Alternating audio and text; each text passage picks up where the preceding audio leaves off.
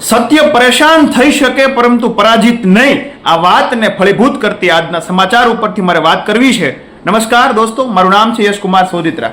11:30ની આસપાસ ભારતના સૌથી મોટા બ્રેકિંગ ન્યૂઝ એ રાજકારણની અંદર તો ખાસ કરીને હોઈ શકે, કારણ કે ભારતીય જનતા પાર્ટીના મોટા મોટા નેતાઓ દ્વારા અમારા આમ આદમી પાર્ટીના પૂર્વ મુખ્યમંત્રી અરવિંદ કેજરીવાલજી અને શિક્ષણ મંત્રી એવા મનીષ સિસોદિયાજી ઉપર એવા એનફેન પ્રકારના પાયા વિહોણા ગેરકાયદેસર ગેરબંધારણીય તમામ પ્રકારના આક્ષેપ લગાડ્યા હતા. એ આક્ષેપનું મૂળ હતું દિલ્હીનો એક્સાઇઝ કાંડ, દિલ્હીનો શરાબ ઘોટાળાની અંદર ચાલુ મુખ્યમંત્રીના શાસનકાળની અંતર્ગત જે બંધારણની અંદર એક નોંધપાત્ર કિસ્સો હોય કે કોઈ મુખ્યમંત્રી હોય, ચાલુ શાસનકાળ હોય, ચાલુ ટર્મ હોય, ત્યારબાદ એને આક્ષેપો લગાડી એને સીટ ઉપરથી ઉતારવાનું કામ ભારતીય જનતા પાર્ટીએ સીબીઆઈના હાથો બનાવી કર્યું હતું.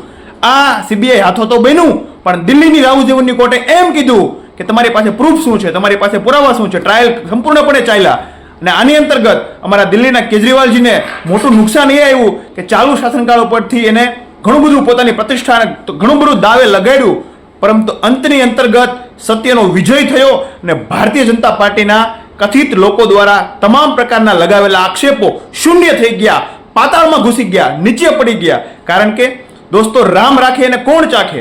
અસત્ય ગમે એટલું મોટું હોય, અસત્યના ગમે એટલા મોટા પાર્ટનરો હોય, અસત્યના ગમે એટલા મસ્ત મોટા માથાઓ હોય, પરંતુ સત્યની સાથે કુદરત છે, ન્યાય છે. આ વાત સાબિત થઈ છે આજના સમાચાર ઉપરથી.